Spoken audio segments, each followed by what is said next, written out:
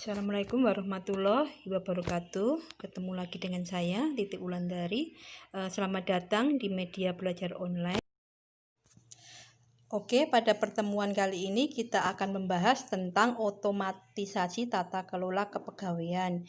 Nah, di dalam otomatisasi tata kelola kepegawaian ini meliputi tentang kompetensi dasar yang terdiri dari dua, yaitu kompetensi dasar pengetahuan dan kompetensi dasar keterampilan.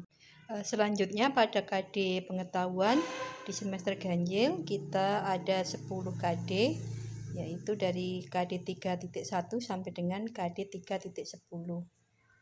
Kemudian pada KD keterampilan di semester ganjil kita juga ada 10, yaitu dari KD 4.1 sampai dengan KD 4.10. Pada pertemuan kali ini kita akan membahas di KD 3.1, yaitu memahami administrasi kepegawaian. Adapun tujuan pembelajaran kali ini yaitu setelah mengikuti pembelajaran peserta didik dapat yang pertama menjelaskan pengertian administrasi, yang kedua menjelaskan unsur-unsur administrasi, yang ketiga menjelaskan pengertian pegawai, yang keempat mengemukakan pengertian administrasi kepegawaian, yang kelima menerangkan tujuan administrasi kepegawaian, yang keenam menerangkan fungsi administrasi kepegawaian. Oke, kita akan membahas tentang administrasi. Nah, pengertian administrasi di sini secara sederhana adalah bentuk aktivitas yang meliputi catat mencatat, surat menyurat, pembukuan sederhana, ketik mengetik, dan kegiatan lain yang sifatnya teknis ketatausahaan. Kemudian pengertian administrasi secara luas adalah semua proses kerjasama antara dua orang atau lebih yang bertujuan untuk mencapai target dengan memanfaatkan sarana dan prasarana tertentu secara berdaya guna dan berhasil guna. Tujuan administrasi di sini adalah yang pertama, agar seorang pelaku usaha dapat memantau aktivitas administrasi perusahaannya. Yang kedua, agar seorang pelaksana usaha dapat menilai kegiatan-kegiatan pengorganisasian perusahaan. Yang ketiga, agar seorang pelaksana usaha dapat menyusun program peningkatan usaha dan kegiatan pengorganisasian. Yang keempat, agar seorang pelaksana usaha dapat mengamankan kegiatan-kegiatan usaha dan organisasi perusahaan. Oke, kita lanjut ke fungsi administrasi. Fungsi administrasi di sini ada 5. Yang pertama, planning atau perencanaan. Yang kedua, organizing atau pengorganisasian. Yang ketiga, coordinating atau mengkoordinasi. Yang kelima, staffing atau pengadaan tenaga kerja.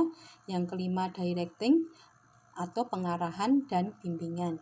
Oke, kita lanjut ke pengertian kepegawaian. Sebelumnya kita akan membahas terlebih dahulu pengertian pegawai menurut para ahli. Yang pertama, menurut Sudaryono dalam bukunya Tata Laksana Kantor.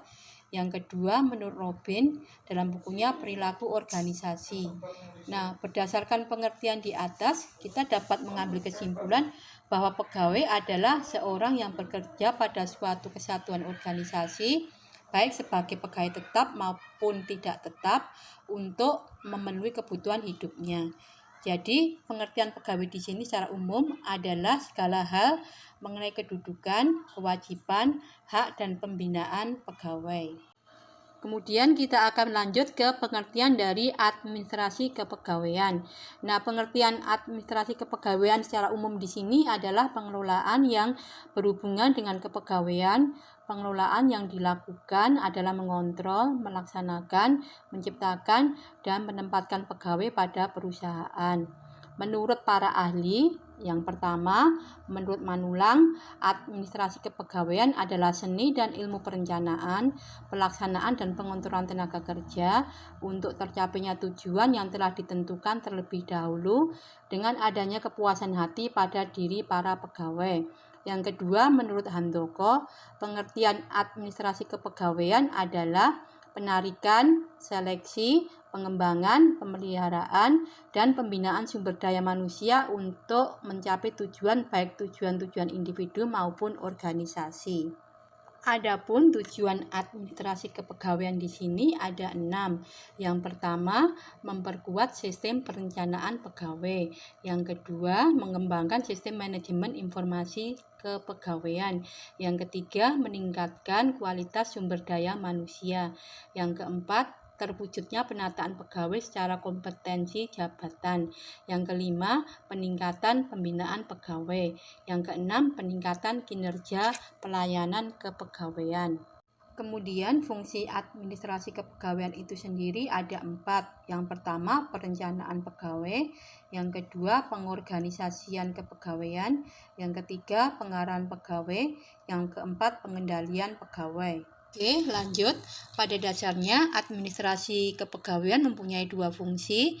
Yang pertama, fungsi manajerial berkaitan dengan pikiran, misalnya seperti perencanaan, pengorganisasian, dan pengendalian. Yang kedua, fungsi teknis berkaitan dengan berbagai macam kegiatan yang dilakukan dengan menggunakan fisik, misalnya pengadaan, kompensasi, pengembangan, dan lain-lain. Demikian pertemuan kita pada hari ini pada KD 3.1 tentang memahami administrasi kepegawaian.